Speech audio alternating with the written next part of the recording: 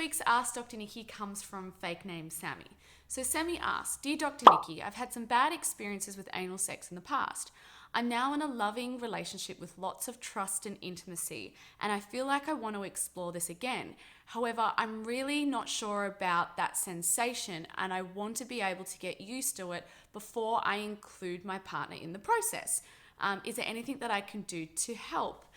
It's one of those things that I feel like we all have a memory when it comes to anal sex. You know, if you have a bad experience once, twice, 3 times, if anybody goes to touch that area, things start to close up and it doesn't feel good because your memory goes back to that place of feeling like maybe it was painful, uncomfortable, maybe it was forced upon you. So it's really important to take things very slowly. Now, it's great that you talk about trust and intimacy because I think that's really important in a relationship, especially when you start to explore and experiment with your sexuality, especially with something like anal sex. Now, one of the ways that I would suggest you to get yourself used to those sensations again is by exploring and experimenting by yourself. So you might want to start with something like a finger, making sure that your nails are not too long and cut, but you can also experiment with a plug.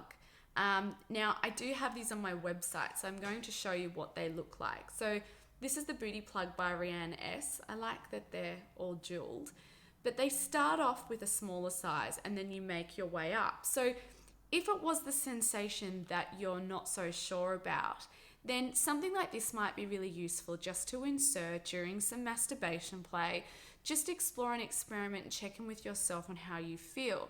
It's really important to use a water-based lubricant, but something that's quite thick, something that's going to keep its moisture, and also to go slow. Now, you can prepare if you'd like to feel more clean.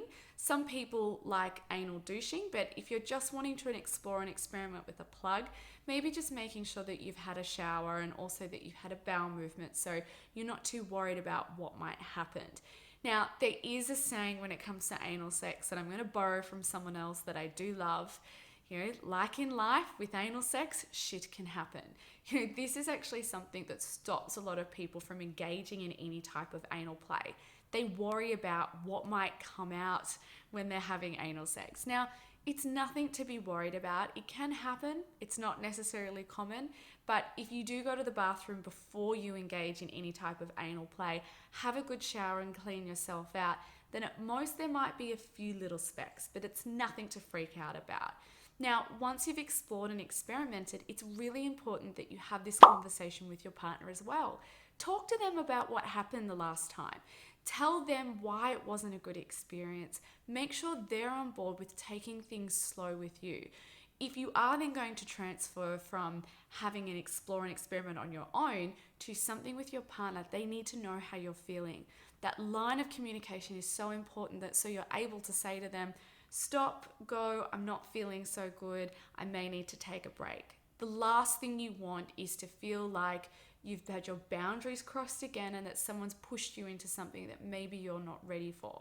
So in summary, start off slow, explore and experiment on your own, maybe consider using a plug to get you used to the sensation, and then have those conversations with your partner so they're also aware of how you're feeling.